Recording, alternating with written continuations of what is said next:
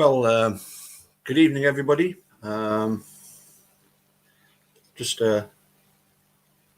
was just over an hour ago. I managed to miss the live chat between Becca and Linda. Hi, Linda. So I I was busy teaching. Just finished. Just managed to catch the very last bit when you said goodbye, and that's when I put in a message. So anyway. So yeah, happy birthday to Barb. Hope Barb has a pleasant day on her birthday. Now, this obviously we're doing a look at the book Blind Injustice, but later on this evening, what's the time now? 5 o'clock. In about, I believe 6 hours time, Jerome on Jerome's channel, the French Wrecking Crew, is going to be going live with the author of this book. This is the Sighting In on the Serial Killer by Drew Hurst Beeson. So that's going to be Jerome. He's invited me because he sent me the book to read. So I've read the book and I've also watched the film recently. The film was very good. You know, the one with Robert Downey Jr. as, of all people, Paul Avery, the reporter who was at one point was very concerned that he might be the target, one of the targets of the Zodiac. Anyway, so looking forward to having a chat with, I'm actually looking forward to listening to Jerome and Drew Beeson having a chat. Obviously, Drew Beeson has done a lot of research in coming up with his book. And I know for a fact, because he's told me, that Jerome is very, very interested in the case of the Zodiac and has spent a lot of time researching. So yeah, looking forward to that. And I see, Linda, that you've been listening to the Blind Injustice book, and it's really good. You know, I wish I could just pop the whole book up and read through the whole book, but that would take a very long time, and it wouldn't be fair to Mark Godsey, who, as I say, is hoping to. I'm hoping to come on in December for a bit of a chat about the book. Making steady progress with Bose, with a view to him coming on and having a chat, and also making steady progress with the producer of A Murder in the Park, and is going to be producing the Convicting a Murderer, which is due to be out next year, Sean Rex. So hopefully they will all come off, but sometimes that's not always possible. So you know, we'll just wait and see. Obviously, Monday as usual, Monday morning. Looking forward to Dr. Silkman, and hopefully Millbilly will be able to join us along with the Hod. Had an interesting. I saw an interesting comment by our cartoon character, so I want to expand a little bit on that one. Now then, I need to take Eunice to the bingo very shortly, so I'm going to crack on with this next part of the review of this of the book. The review by can't quite remember the guy's name, but let's have a look. Let me just make sure everything's working okay. You know me, don't need the volume up. Okay. Yes, that's looking good.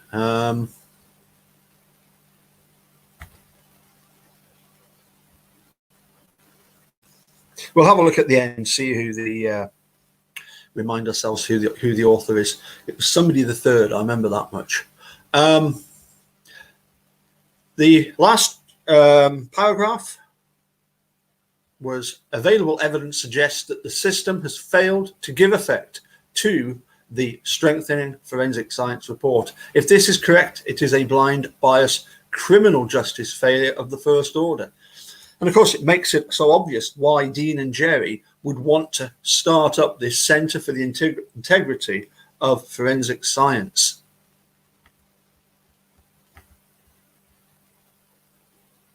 Blind memory.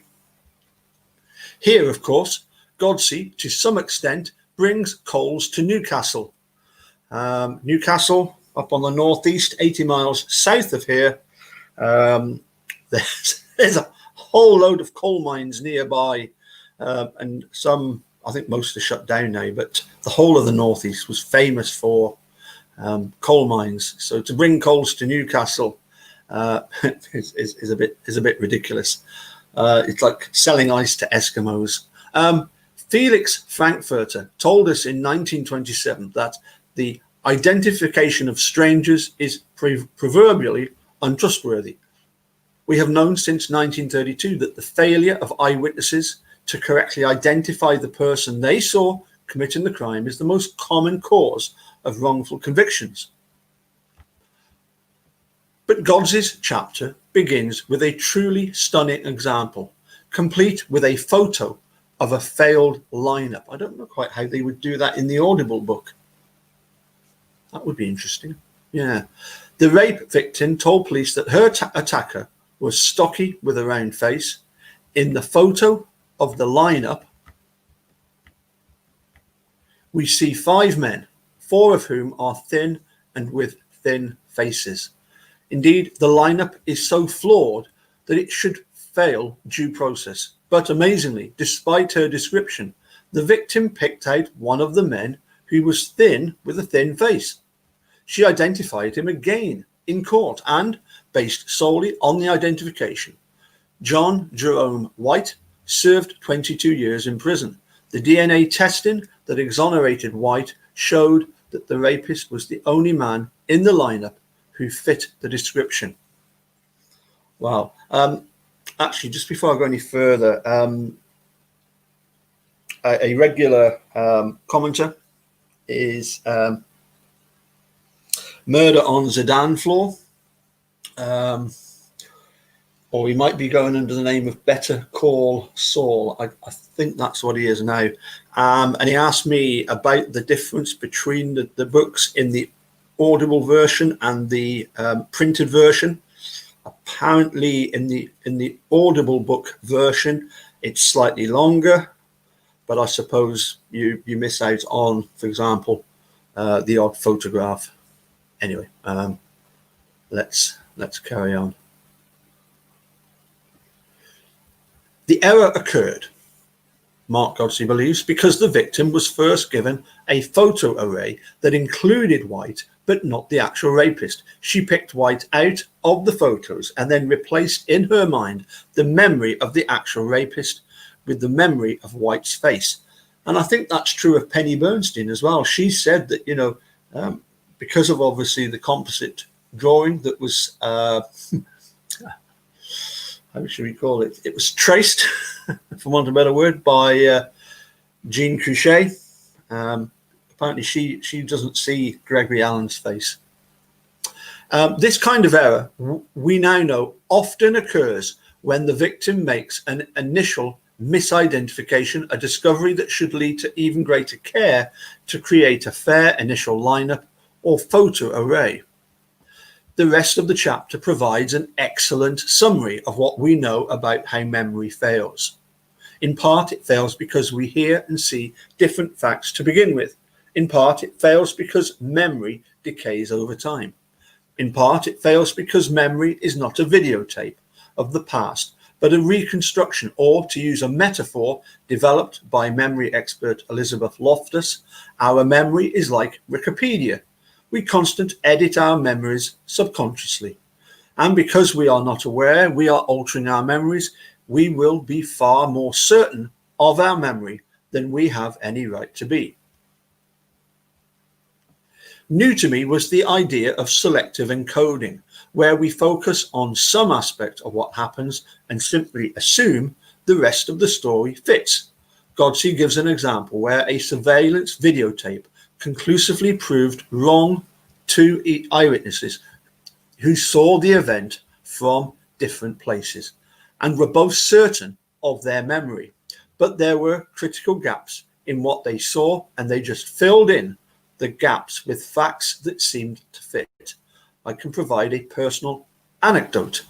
I was on a crosswalk with a stop sign for cars when I realized that the car to my right was continuing to creep in my direction.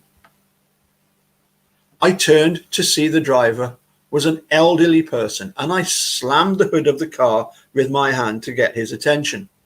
He looked up sheepishly and stopped the car a foot or so from me. When I got to the sidewalk, two eyewitnesses asked if I was hurt. Hurt? I asked. By what? That car hit you, they both assured me. I told them what had happened more than once, but I could see that they did not believe me. They had heard my hand hit the hood and encoded the most logical explanation of the sound, that the car had hit me. They were so certain of their memory that they thought I, the victim, did not know whether the car had hit me.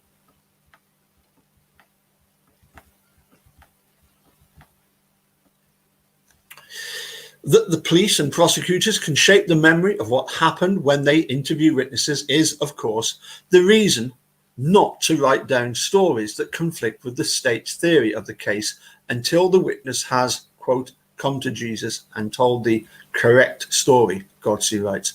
When we engaged in this practice in my prosecutor's office, we didn't feel we were unethically altering witness testimony. Of course, in most cases, prosecutors and police are dealing with guilty suspects and are genuinely helping witnesses correct their recollections. He now sees, however, that this practice manufactures evidence and can lead to wrongful convictions in cases where the suspect truly is innocent.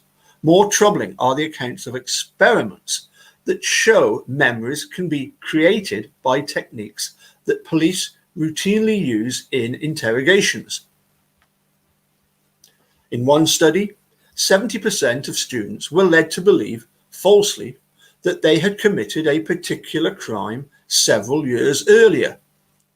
The crime was fabricated, but by the time of the third interview, these 70% not only recalled committing the crime, but also came to visualize and recall detailed false memories of these crimes. The realization that police can shape and even create memories is further reason to reject the standard in-by-read method of interrogation that includes unwavering confidence in the suspect's guilt and confronting him with false evidence of guilt. While false confessions are not nearly as frequent a cause of wrongful convictions as false eyewitness identifications, they are far more frequent than one would expect. Remember Dr. Richard Leo? We had a chat with him on the Dude's channel. So Dr. Richard Leo offers an excellent account of false confessions in his book, Police Interrogation and American Justice. Guess what's on my to-do list is to read that book. I do have the book. It's incredibly big. It's one of the biggest I've come across. So it's going to take me a long time to get through that one. But Dr. Leo's account and Godsey's description of the research provide a compelling explanation. Given what we now know about false confessions and the Reed method of interrogation, a less confrontational, more open-handed style of interrogation developed in the United Kingdom would seem a better approach. That's what they call the peace technique, where the police in the UK will not lie to somebody that's come in to be interviewed, a suspect. They're not allowed to lie. Famously, Steve Drizzen talks about when he went and did one of his presentations in Birmingham a current police officer came up to him and said, if I had done what Wiegert and Fassbender had done, I would be out of a job and most likely in prison, having been prosecuted. Anyway, Godsey closes the chapter with the words, such is the terrible unreliability of human memory, and yet we rely on it to send hundreds of thousands of defendants to prison each year, some to death row.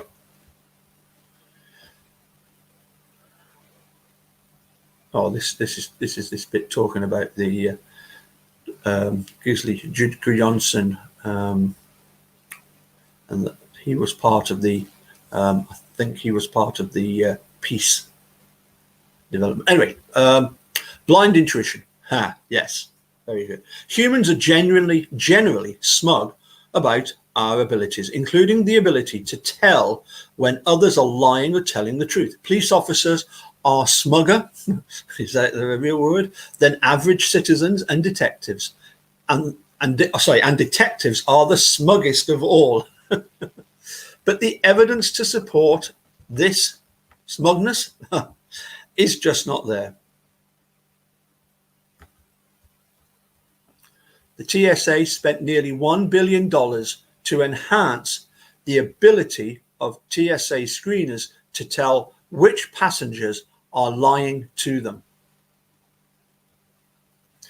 Upon review of the results, the US Government Accountability Office concluded that the human ability to accurately identify deceptive behavior based on behavioral indicates is the same as or slightly better than chance.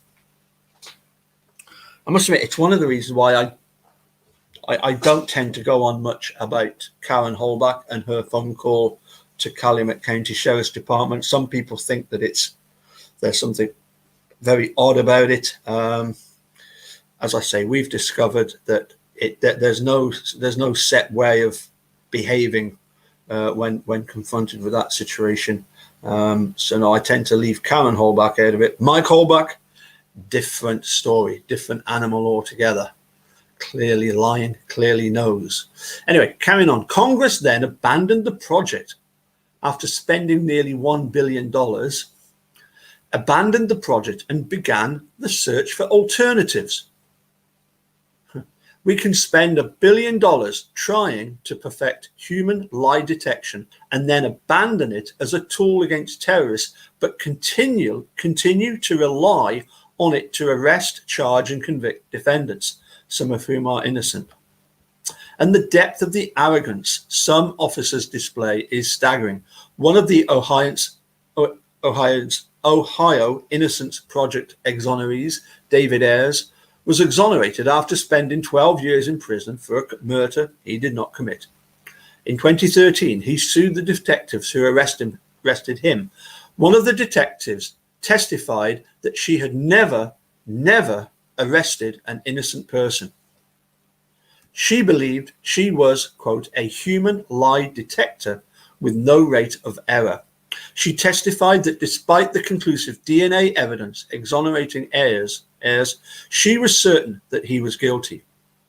Quote, I'd bet my life on it, and take my word for it, my partner would bet his life on it. We've been doing homicides for 13 years. I can pick out a killer in 5 minutes. I can tell, talking to a person, within 2 minutes whether they are lying to me. That level of arrogance would have been out of place with Sergeant Joe Friday in Dragnet circa 1950s. Just the facts, ma'am. And I do not recall Friday claiming to be a human lie detector, but complete certitude was almost beyond belief in 2013 when we knew about a quarter century of exonerations. Perhaps it escaped the attention of the lie detector detective, but all of these innocent exonerees were arrested by police officers. The jury in the civil case did not believe the human lie detector detective and awarded as $13 million against the detectives, none of which Ayers has seen. I think the detective in this case, if I remember in the book, filed for bankruptcy.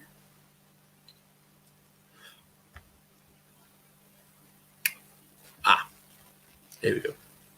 It is not just police who vividly, wildly exaggerate their ability to detect liars and truth tellers. In the rape trial of Stephen Avery, 20 witnesses testified that he was nowhere near the scene of the rape. Yet the jury chose to disbelieve every single one of those witnesses. How is that possible? Most criminal defendants can find one or two friends or family members to testify to a false alibi, but it strains if it does not shatter credulity. It strains credulity that 20 witnesses could be mistaken or be persuaded to lie about an alibi. But that is what the jury chose to believe. Quite simply, you've got Penny Bernstein, a model citizen, a pillar of society, and you've got Stephen Avery.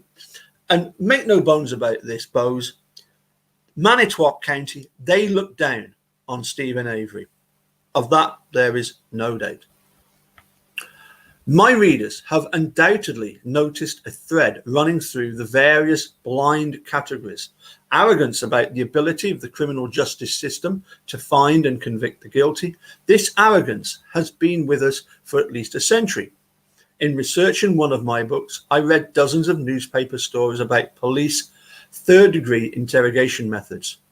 Some of these methods were truly horrible and could be explained, though not, of course, justified, only if the police were 100% confident that they were dealing with a guilty criminal. In one 1930 case, the Chicago police beat a suspect mercilessly. His cellmate said that he looked as if he had been struck by a cyclone or had tried to stop an automobile. Blood was running down his face. I never saw a man so scared in my life. His clothing was almost all torn off. To make matters worse, the Chicago Daily Tribune reported that the subject of the ordeal at the hands of police had been mistaken for someone else, someone whom he did not resemble even remotely. Professional police forces date back only to the mid-1850s, and one wonders how and when police assumed the mantle of infallibility.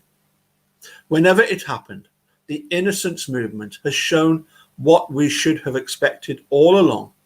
Police, like the rest of us, are human beings with human failings. The next chapter takes arrogance to a new height and accentuates all that is wrong with the criminal legal system. Blind tunnel vision.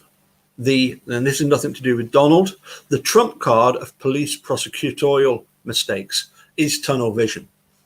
It is human nature to grab onto the first theory that seems to explain phenomena and then interpret everything else in accordance with the original theory. If the Earth is the center of the universe, and why wouldn't it be, then the sun and the stars must revolve around the Earth. That fits our original theory. It also fits the apparent rising and setting of the sun. It must be revolving around the Earth. When Galileo embraced the Copernican theory that had the Earth revolving around the sun, he was tried at the Inquisition, found suspect of hearsay, forced to recount, and then spent the rest of his life under house arrest. Such was the power of tunnel vision of the Catholic Church at the time. I'm sure that's Copernican. Yeah. Okay. We looked at the Elkins case earlier as a stunning example of blind denial when the prosecutors refused to admit that DNA exoneration meant Elkins was not the murderer and rapist. It is also a vivid example of tunnel vision. Because the 6-year-old rape victim, who witnessed her attacker for only a few seconds in the dark, said he looked like her Uncle Clarence, the police and prosecutors fixed on Elkins as the perpetrator. Lined up on the other side was a mountain of evidence strongly suggesting that he was not the attacker. I already noted that the crime scene was awash in blood and no blood was found in Elkins' car, on his clothes or anywhere in his house. The police searched the drains in his house for evidence that he had washed off the blood but found nothing. There were fingerprints and hair and other evidence all over the victim's house, none of which could be connected to Elkins.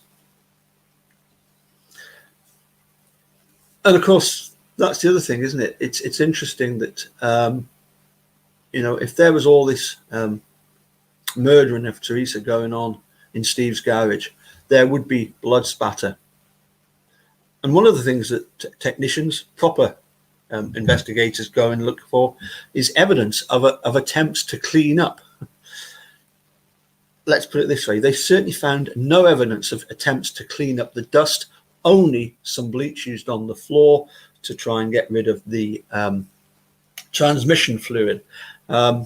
If one works in the garage, we know that any kind of oil spillage can be dangerous. Some of the oils can be carcinogenic. For one thing, you don't want to be inhaling that stuff. And also, it not only messes the floor, it makes it then slippery. So yes, it's very important. Whenever I worked in the garage, if there was any kind of an oil spill, you got special, what looks a bit like cat litter, poured it on, cleaned it up before you continued working. Anyway, where are we? Could be connected to Elkins. Plus, he had a solid alibi. His wife, Melinda, the daughter of the victim who was raped and murdered, testified that Elkins was in bed at home all night. She had been awake most of the night, taking care of one of their children who was sick. It was impossible, she said, for Elkins to have left the house, driven to the crime scene, raped and murdered in a bloodbath, driven back home and disposed of all traces of the crime without her knowing anything about it. But the police had already found their man and so rejected Melinda's statements as a lie. She had already lost her mother, so their thinking must have gone. She was not about to lose her husband too. Maybe, but coupled with the mountain of forensic evidence, none of which matched Elkins, a more likely explanation was that the police had simply got the wrong man. Not only did the police proceed with the case against Elkins, but the prosecutor maintained Elkins was guilty even after learning that DNA evidence had conclusively exonerated him. In Godsey's own words, thanks to appalling tunnel vision, Elkins spent 7.5 years in hell, and the real culprit went on to rape and physically abuse several other children before he was eventually caught and in prison for life. Again, quoting Godsey, the Elkins story might seem bizarre or almost unbelievable to a person not familiar with the criminal system, but it is not atypical at all. It is very typical. Tunnel vision is rampant in the system. Another startling example of tunnel vision is the case of the Norfolk Four. It would take a book to describe all the twists and turns of this case, and Tom Wells and Richard Lear have written that book. It offers a gripping account of the profound injustice done here. A brief description begins with Daniel Williams, the first suspect in a brutal rape and murder of Michelle Moore Bosco. When he confessed after 11 hours of coercive police interrogation, the Norfolk police were convinced the case was solved. The only problem was that the confessor's DNA did not match what was found in the victim. The police then fastened on a second suspect who confessed after coercive interrogation to committing the crime with Williams. Again, his DNA did not match. One would hope that the double failure to match the DNA in the victim would move police to revisit their theory that these two suspects had raped and murdered her.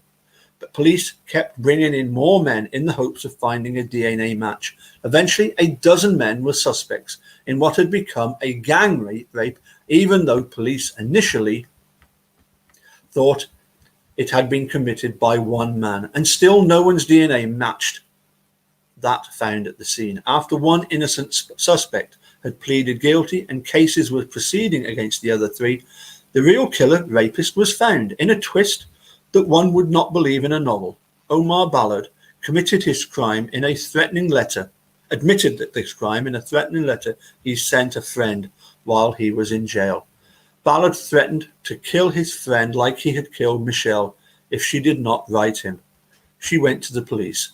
Ballard's DNA matched that found at the crime scene. He confessed that he acted alone. Indeed, he claimed on many occasions he acted alone. But the detectives made clear that he would get a plea deal and no death penalty only if he told the truth. And the truth they wanted was that he had met 4 of the suspects in the parking lot and the 5 of them committed this gruesome crime. He initially stuck to his story that he acted alone, but eventually told the truth. He failed 2 lie detector tests with this fabricated story. Yet the state continued to pursue, achieve, and defend on appeal convictions against 4 innocent men. I'm going to have to hold it there. As I say, I've got to get Eunice off to the bingo. So just as I say, just to recap. In just over 5 hours time now, we'll get I'll get a chance to have a chat with the